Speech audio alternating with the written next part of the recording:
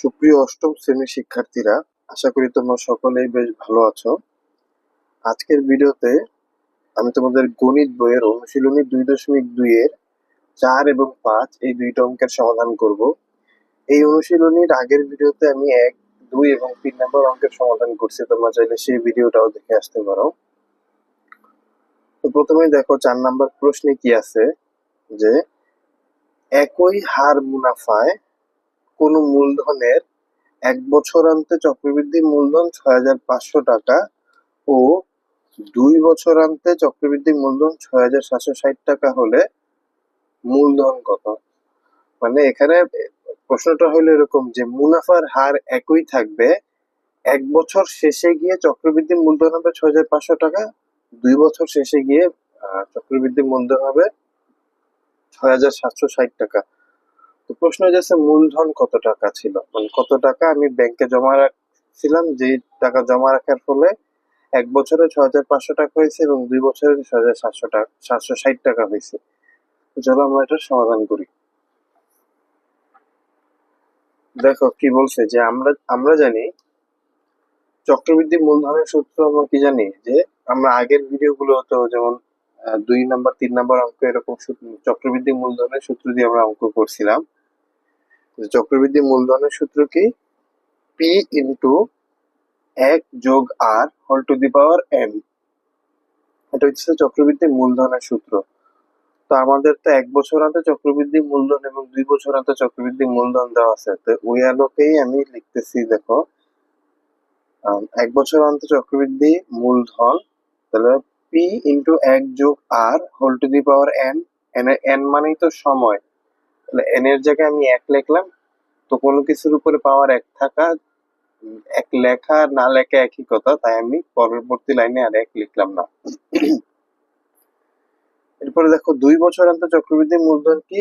P into 1 যোগ R whole to the পাওয়ার 2 বা square whole square.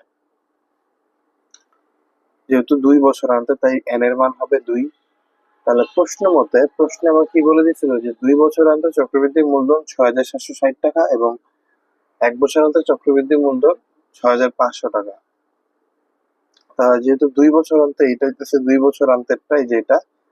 প্রশ্ন মতে এই যে 2 বছরান্তে চক্রবৃদ্ধি মূলধন মানে পি ইন্টু 1 যোগ R whole to the whole square equal 6,760। এটাকে আমরা 1 নং সমীকরণ ধরলাম। আর পি ইন্টু 1 যোগ আর মানে 1 বছরান্তে যে চক্রবৃদ্ধি মূলধনটা, সেটা সমান সমান 6,500 টাকা। এটাকে আমরা 2 নং সমীকরণ ধরলাম। এখন দেখো 1 নং সমীকরণটা কিন্তু বড়, 2 নং এর থেকে 1 নং এরটা বড়। আমরা কি করলাম, 1 নংকে 2 নং দ্বারা ভাগ করে দিব। তাহলে 1 নংকে 2 নং দ্বারা ভাগ করে পাই। যদি 2 নং বড় হইতো, তাহলে 2 নংকে 1 নং দ্বারা ভাগ করতাম, এরকম আর কি। 1 নংকে 2 নং দ্বারা ভাগ করে পাই। দেখো উপরে লিখলাম 1 নং সমীকরণটা, যে পি ইন্টু 1 যোগ আর হোল স্কোয়ার, আর নিচে লিখলাম পি ইন্টু 1 যোগ আর। আর এখানে উপরে 6,760, নিচে 6,500, কারণ এটা 1 নং সমীকরণের অংশ ছিল এবং এটা 2 নং সমীকরণ। তাহলে দেখো এই 0 এবং 0 কাটাকাটি যায় এই পাশে। আর এখানে দেখো এখানে পি আর পি কাটাকাটি যায়। এখানে একটু খেয়াল করো, 1 যোগ আর হোল স্কোয়ার, আর এখানে 1 যোগ আর। এখানে 1 যোগ আর হোল স্কোয়ার মানে 1 যোগ আর 2টা আছে, তো ওইখানের একটা আর নিচেরটা কাটাকাটি গিয়ে কিন্তু আরো একটা 1 যোগ আর থাকবে। আর এখানে তো 0 0 কাটাকাটি গেছে, যাওয়ার পরে কি থাকে 666 এবং 650। দেখো তাই লিখলাম এবং এটাকে আমরা 3 নং সমীকরণে বসে 3 নং সমীকরণ ধরে নিলাম। যদিও 3 নং সমীকরণ তোমাদের ইচ্ছা না ধরলেও অসুবিধা নাই, যদিও এই 3 নং সমীকরণের কোনো কাজ নাই, মানে এই ম্যাথে নাই, অন্য কোনো ম্যাথে থাকলেও থাকতে পারে। যেমন তোমাদের পরীক্ষায় যদি কোনো টিচার এই এই টাইপের কোনো ম্যাথ দেয় এবং প্রশ্নটা যদি একটু অন্যরকম করে, যদি বলো মুনাফার হার নির্ণয় করো, তখন আমাদের এই 3 নং-এর কাজ থাকবে, যদিও এগুলো পরের বিষয়। তাহলে আমরা 1 যোগ আর এর মান পেলাম কত? 676 ভাগ 650। এই মানটা আমরা একটু মনে রাখবো। এই যে 1 যোগ আর এর মানটা আমরা কি করব, 1 নং সমীকরণ অথবা 2 নং সমীকরণ যে কোনো একটাতে এই যে এই 1 যোগ আর এর জায়গায় বসায় দিলেই আমরা পি এর মানটা পেয়ে যাব। পি মানেই তো মূলধন। আমার কিন্তু প্রশ্নে মূলধন নির্ণয় করতে বলছে, তাহলে দেখো 1 নং সমীকরণটা একটু বড়, 2 নংটা ছোট, তো যেটা ছোট সমীকরণ আমরা সেটাতেই বসাই। তোমরা চাইলে 1 নং এ বসাইতে পারো, তাহলে বসালে কি হবে, একটু বেশি করতে হবে অঙ্কটা আর কি, একটু বড় হবে। তো আমরা 2 নং এ বসাই। দেখো এই 1 + r এর মানটা আমরা 2 নং এ বসাবো।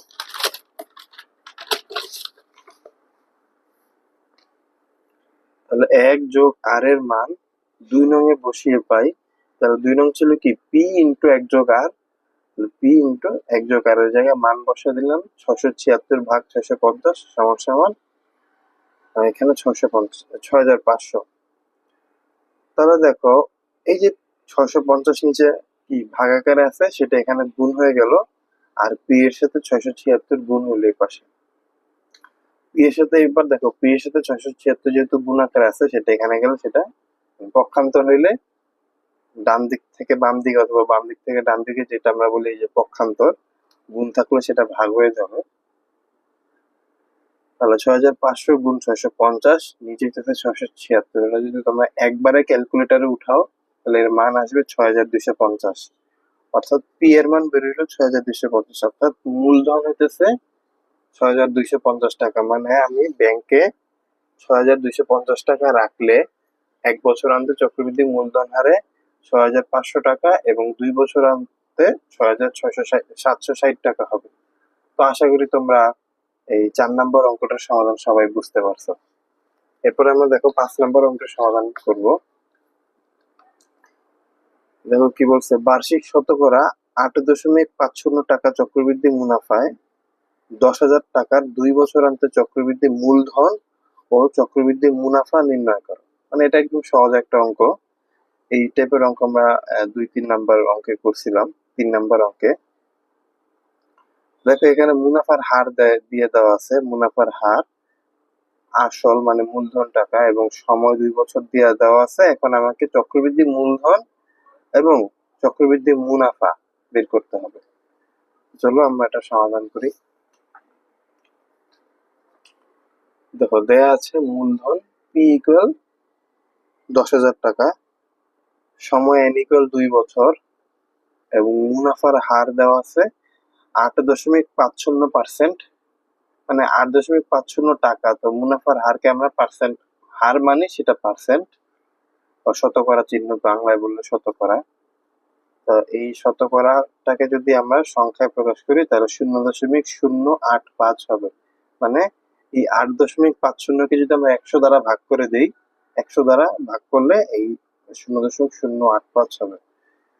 তাহলে আমরা জানি চক্রবৃদ্ধি মূলধন, যেহেতু প্রশ্ন প্রথমে বলছে যে চক্রবৃদ্ধি মূলধন নির্ণয় করো, আমরা জানি চক্রবৃদ্ধি মূলধন সি ইকুয়াল, মানে চক্রবৃদ্ধি মূলধনকে সি দ্বারা প্রকাশ করা হয় পি ইন্টু 1 + r⁴ পি এর মান 10,000, 1 আর এর মান 0.085 এবং এন এর মান কিন্তু 2। এই যে এন এর মান 2 বছর ছিল, তাই এন এর মান 2 লিখলাম।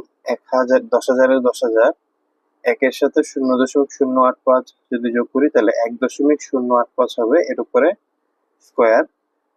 10,000 এ 10,000 রাখলাম, 1.085-কে যদি বর্গ করি মানে স্কোয়ার করি, তাহলে এই যে এই সংখ্যাটা আসবে যে 1.177225। এটা ক্যালকুলেটারে বসাইলে এসে পড়বে। 10,000কে যদি এই সংখ্যা দ্বারা গুণ করি তাহলে হবে কত, 11,772.25 টাকা। অর্থাৎ চক্রবৃদ্ধি মূলধন আমার এত টাকা। এখন আমার বের করতে হবে কি, চক্রবৃদ্ধি মুনাফা। এই চক্রবৃদ্ধি মূলধন পর্যন্ত বের করাটা আশা করি তোমরা বুঝতে পারছো। এরপরে চক্রবৃদ্ধি মুনাফাটা দেখো একদমই ইজি। চক্রবৃদ্ধি মুনাফার সূত্র কি, সবৃদ্ধি মূল বিয়োগ মূলধন। এবং তোমরা বলতে পারো যে সবৃদ্ধি মূল মানে কি, সবৃদ্ধি মূল মানে হইতেছে চক্রবৃদ্ধি মূলধন। আমি এখানে একটু অন্য কথায় লিখছি যাতে তোমরা এই টার্মটার সাথে পরিচিত হও সবাই।